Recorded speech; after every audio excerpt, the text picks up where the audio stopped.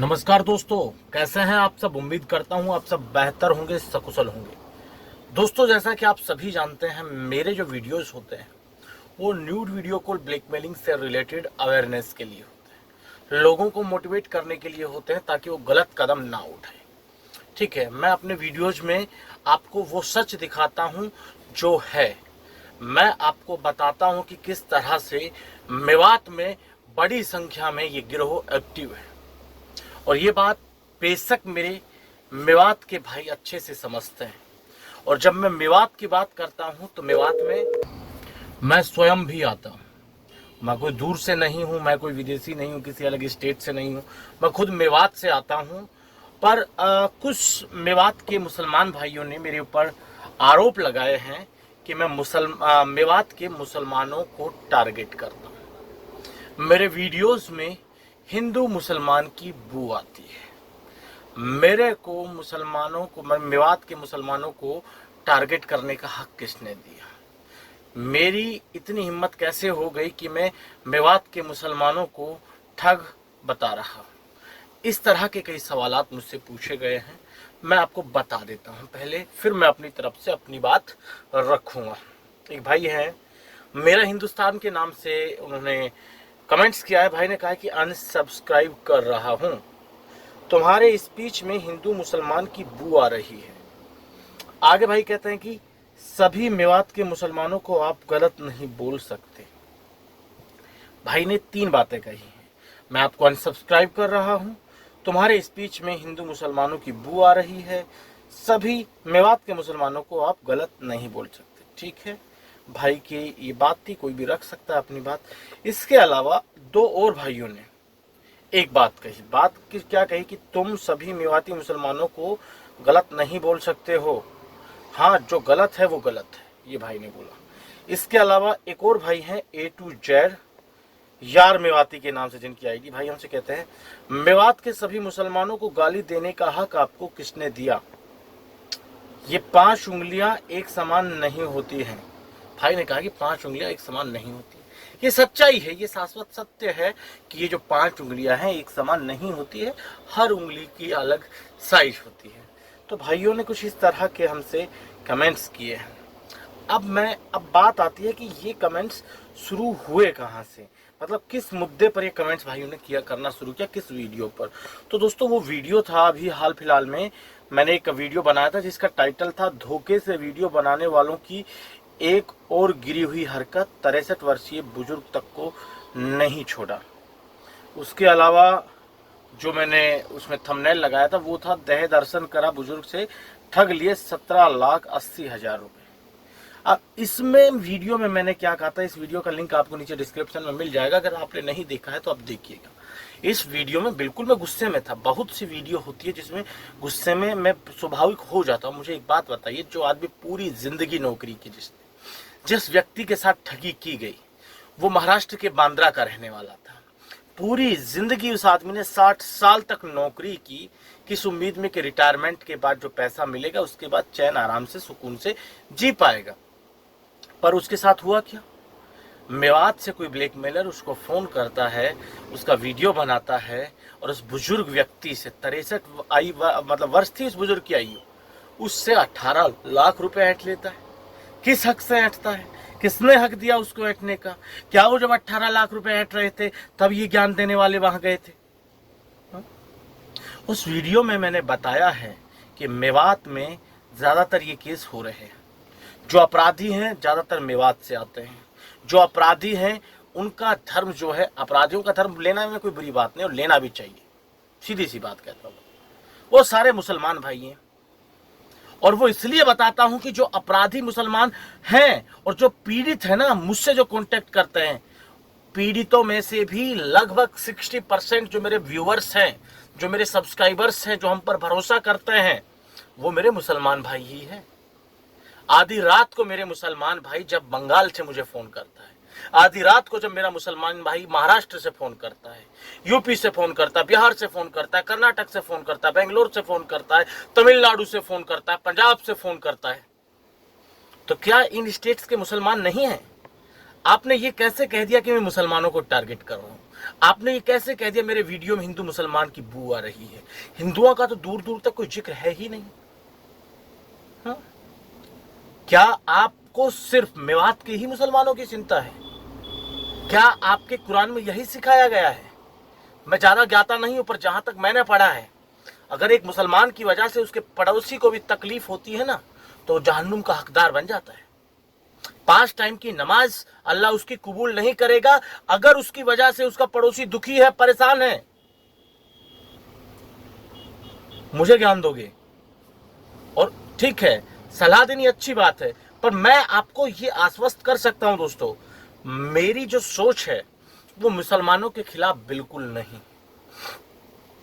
इस देश की एक बड़ी आबादी है मुसलमानों की, और मुसलमानों के खिलाफ सोच रखकर ना हम अपना भला करेंगे ना इस देश का भला करेंगे। इस देश के अभिन्न अंग हैं, और मैं सिर्फ इतना चाहता हूं कि जिस दिन इस देश के मुसलमानों पर सरकारें ध्यान देना शुरू कर देंगी, इस देश के मुसलमानों की एक बड़ी आबादी अभी भी अशिक्षित है। मैं यहां ज्ञान देने नहीं आया हूं, मुझे चिंता होती है, मुझे दुख होता है कि जो कम्युनिटी इस देश को बहुत आगे ले जा सकती है वो किस दलदल में धंसती जा रही है। वो देश की मुख्य धारा से हट रही है, खासकर मेवात में। तो भाई जो सच है वो सच में क्यों ना बोलूं, बताओ आप। मैंने उस वीडियो में कहा, काश हमारे मुसलमान भाई एक महापंचायत ऐसी भी करें जिसमें अपने पीढ़ियों के भविष्य की चिंता की जाए, अपनी आने वाली नस्लों को सुधारा कैसे जाए इस पर चर्चा की जाए। क्या मुसलमान भाइयों को नहीं पता मेवात में कि किस तरह से हमारे मेवात के जो यूथ है, जो युवा हैं, वो कैसे दलदल में, साइबर अपराध के दलदल में धंसे जा रहे हैं? क्या मेवात के जिम्मेदार लोगों को ये नहीं पता? मेवात के हाजी मौलानाओं को ये नहीं पता? क्या उनको ऐसे मुद्दों पर समाज के लिए महापंचायत नहीं करनी चाहिए?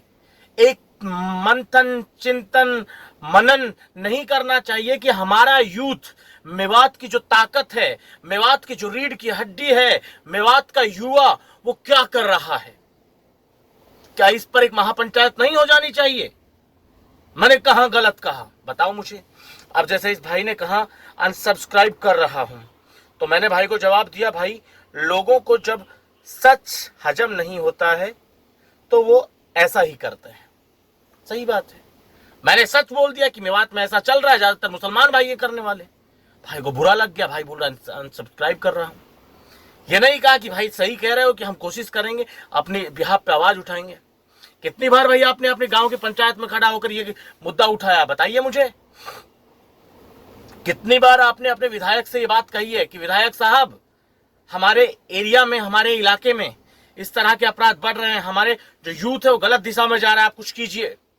कहा आपने? नहीं कहा। तो जब आप नहीं कहोगे तो मुझे तो कहना पड़ेगा। अगर आपने आंखें बंद कर रखी है, मैं थोड़ा ना आंखें बंद कर लूंगा। मैं थोड़ा ना देखता रहूंगा कि इस मेवात को मतलब बर्बाद होते हुए, मेवात के भविष्य को मतलब अंधेरे में जाते हुए देखकर मैं अपनी आंखें बंद नहीं कर सकता। ठीक है, उसके बाद मैंने कहा भाई ये आपका अधिकार है, आप कर सकते हैं। बिल्कुल भाई, आपका अधिकार है, आप अनसब्सक्राइब करना चाहें बिल्कुल कर लीजिए, दुनिया कोई ताकत नहीं रोक सकती आपको। और भाई का जो अगला सवाल था कि तुम्हारे इस पेज में हिंदू मुसलमानों की बू आ रही, तो इसके लिए भी मैंने भाई से कहा, हिंदू का तो दूर दूर तक जिक्र ही नहीं है, हिंदू मुसलमान कैसे हो गए? बताइए भाई, मेरे उस वीडियो में हिंदू मुसलमान कैसे हुआ? मैं तो सिर्फ सच बता रहा था, जो सच है, जो दिख रहा है, जो प्रत्यक्ष में स्पष्ट दिखाई दे रहा है, वही बता रहा था। उस वीडियो में मैंने कहा मेवात के मुसलमानों को, बिल्कुल कहा, और जब तक कहता रहूंगा, जब तक मेवात का मुसलमान उठ आगे खड़ा होकर पीड़ित लोगों के लिए आवाज नहीं उठाएगा, जब तक कहता रहूंगा, जब तक मेवात का मुसलमान अपने जिम्मेदार लोगों से, अपने समाज के जिम्मेदार व्यक्तियों से लगातार ये मांग नहीं उठाएगा कि हमारे यूथ की चिंता कीजिए कि वो किस तरफ जा रहा है। मेरे भाई, बेरोजगारी का रोना बताकर कोई अपराध कर देना सही नहीं है। हमने लोगों को अपना शहर छोड़ते देखा है मेहनत करने के लिए, कमाकर खाने के लिए। हमने लोगों को अपने घर से कई किलोमीटर दूर जाते देखा है कमाकर खाने के लिए। और तुम बेरोजगारी का रोना देते हो कि हम बेरोजगार हैं, रोजगार नहीं है, मेवात पिछड़ा इलाका इसलिए ये करते हैं। अरे भाई, मेवात पिछड़ा इलाका है तो इसको बेहतर कैसे बनाएं, इसमें दिमाग चलाइए ना। जितना दिमाग आप फर्जी आई कार्ड बनाने में चला रहे हैं, जितना दिमाग आप फर्जी बैंक अकाउंट खुलवाने में चला रहे हैं, जितना दिमाग आप OLX पर ठगी करने में चला रहे हैं, जितना दिमाग आप ऑनलाइन डिलीवरी के माध्यम से ठगी करने पर चला रहे हैं, जितना दिमाग आप टटलूबाजी में चला रहे हैं, जितना दिमाग आप लोगों को ठगने में इस्तेमाल कर रहे हैं, उस दिमाग को इस्तेमाल कीजिए मेवात को कैसे बेहतर बनाया जाए, पिछड़े से कैसे उबार कर इसको आगे लाया जाए, इसमें दिमाग लगाइए ना। हमें पता है भाई, लोकल में आप हो, विधायक साहब का हाथ है आपके, जिस एरिया में आपका विधायक होता है उस एरिया की ही तो भाई गारंटी ले सकता है। जब भाई चंडीगढ़ की पुलिस उठाकर ले जाएगी तो उसमें तुम्हारा विधायक साहब कुछ कर नहीं पाएंगे, ना विधायिका साहब कर पाएंगी। यही हो रहा है अब। स्थानीय प्रशासन निष्क्रिय हो गया, पर तुम्हारी गिरफ्तारियां कौन कर रहा है? हरियाणा पुलिस कर रही है, दिल्ली पुलिस कर रही है, पंजाब पुलिस कर रही है, चंडीगढ़ की UT पुलिस कर रही है, बिहार पुलिस कर रही है, बंगाल पुलिस कर रही है। कौन सी ऐसी पुलिस है जिसने आकर मेवात में दबिश ना दी और अपराधियों को गिरफ्तार करके मेवात से बाहर ना लेकर गई हो? बड़े गर्व की बात है ये तो, है ना। हम उसी मेवात में रहते हैं। अगर कोई व्यक्ति उस मेवात को आंच लगाएगा, अगर कोई व्यक्ति उस मेवात पर धब्बा बनेगा, तो यह हम सबकी जिम्मेदारी है, हम उसके खिलाफ बोलें। इसमें हिंदू मुसलमान कहां से आ गया? इसमें यह कहां से आ गया कि मैं मुसलमानों को टारगेट कर रहा हूं? हां भाई, एक कहा कि आपको सभी मुसलमानों को गाली देने का हक किसने दिया? गाली मैं किसी को नहीं देता हूं, यह मेरे संस्कारों में नहीं है मेरे भाई। मैं गाली किसी को नहीं देता, ऐसे मेरे संस्कार नहीं है कि मैं किसी को गाली दूं। परंतु हां, जिन लोगों के लिए तुम सिंपैथी ले रहे हो, उन लोगों की वजह से तुम्हें पता है कितने लोगों की जिंदगी तबाह हो गई, कितने परिवारों के चिराग बुझ गए, कितने माताएं अपनी निसंतान हो गई, कितनी बहनें अपने भाई से दूर हो गई इन ब्लैकमेलर्स की वजह से। तुम्हें ये छोटा मोटा वो लगता होगा, पर ओवरऑल जब देखोगे एक पीड़ित की दृष्टि से, तब तुम्हें पता चलेगा कि तुम्हारे भाई जिसकी तुम सपोर्ट ले रहे हो, जो तुम्हारे घर में बैठकर साइबर अपराध कर रहा है, और मैं जब उसके खिलाफ बोल रहा हूं, तुम्हारा वो भाई किसी बहन के भाई के लिए कितना खतरनाक है। किसी की घर की खुशियों को तुम्हारे भाई ने बर्बाद कर दी, और तुम चाहते हो कि मैं तुम्हारे भाई का नाम भी ना लूं। अगर मैं अपराधी का नाम बताता हूं, अब्दुल, शाहिद, साकिर, जुबैर, तो इसमें मेरी गलती कहां है? इरशाद पुनाना से पकड़ा जाता है, इसमें मेरी गलती कहां है? जुरेरा से इरशाद, राहुल, साहुल और उसका भाई तौफीक और तौसीफ, ये जब पकड़े जाते हैं तो मैं अपराधियों का नाम बता देता हूं, तो इसमें मेरी गलती है भाई। अपराधियों के जो नाम है वही तो मैं बता रहा हूं, और जानते आप भी हैं, और आप ये भी जानते हैं कि मेरे उस वीडियो में एक एक शब्द सही था, पर आपको डिफेंड करना है अपने चोर भाइयों को, करते रहिए। मेरे भाई, मैं बार बार कह रहा हूं कि हर मेवात का वो मुसलमान जिम्मेदार है जो इस तरह के साइबर अपराधियों के खिलाफ चुप्पी साधे हुए है। बोलना पड़ेगा। जैसे उनके खिलाफ जब मैं बोल रहा था, तब आपको मिर्ची लगी। आपको मिर्ची उस समय लगनी चाहिए थी जब ऐसे चोर हरामी मेवात को बदनाम कर रहे थे, तब आपको मिर्ची लगनी चाहिए थी। गलत को गलत ना कहूं तो मैं गलत को क्या कहूं? तुम ही बताओ भाई। क्या यह सच्चाई नहीं है कि मेवात में जो ये फ्रॉड का, साइबर फ्रॉड का जो धंधा चल रहा है, इसमें 99% मुसलमान भाई हैं? मैंने गाली कहां से दी? कहां मैंने गाली दी बताओ? और मैं ये बिल्कुल कहता रहूंगा कि मुसलमानों को सुनना पड़ेगा। जब तक ऐसे अपराधियों के खिलाफ सामाजिक स्तर पर आप कोई कार्रवाई नहीं करते हैं, सामाजिक स्तर पर कोई मुहिम नहीं चलाते हैं, तो प्रत्येक मुसलमान उतना ही गुनाहगार है जितना साइबर अपराधी गुनाहगार है। इस चीज को लिख लीजिए। मेरी बात सही लगे या गलत लगे, आज चैनल को अनसब्सक्राइब कर दीजिए, पर मैं अपनी जिम्मेदारी से पीछे नहीं हटूंगा। अल्लाह ताला ने मेरे लिए जो रास्ता फिक्स किया है, मैं उसी पर चलता रहूंगा। और मुझे पता है कि मैं ईमान के साथ हूं, मुझे पता है मैं हलाल के साथ हूं, मुझे पता है मैं जन्नत के रास्ते पर हूं। तो मुझे ना तो ये कहकर आप रोक सकते कि मुझे मुसलमानों के खिलाफ बोलने का हक किसने दिया। दिया है अल्लाह ताला ने दिया है। जो गलत है उसको गलत बोलने का हक दिया है ऊपर वाले ने, और मैं वो करता रहूंगा। आप अपना काम कीजिए, मैं अपना काम करूँ। दोस्तों आज के इस वीडियो में इतना ही। जल्द मिलते हैं नया वीडियो लेकर नई जानकारी के साथ। रखिए तब तक अपना ख्याल। जय भीम, जय हिंद की सेना साथियों।